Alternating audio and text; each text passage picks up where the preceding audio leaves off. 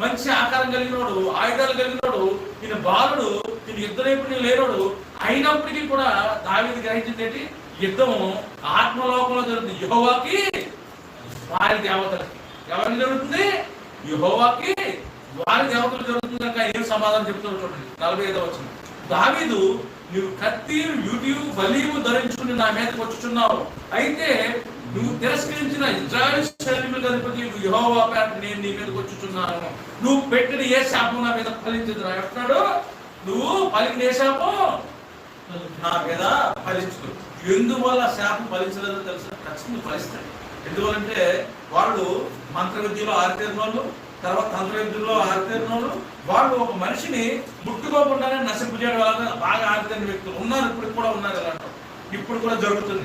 అయితే దావీదు ఆత్మీయుడు కనుక, దావీదు దేవుని ఆత్మ కలిగిన వాడు కనుక ఏమంటాడంటే, నువ్వు నేను యెహోవా పేరట నీ మీదకి వచ్చుచున్నాను. అక్కడ చచ్చిపోయాడు. ఆడ మంత్రం, తంత్రం, యంత్రం అక్కడ కలిసిపోయింది, గాల్లో కలిసిపోయింది. ఎందువల్లంటే ఆయన పలికిన ఒక్క మాట ఏంటి? నేను యెహోవా పేరట నీ మీదకి వచ్చుచున్నాను. జీవంగా దేవుణ్ణి ఎదిరించడానికి అంతటా వారి చచ్చిపోయాడు. ఏమైంది?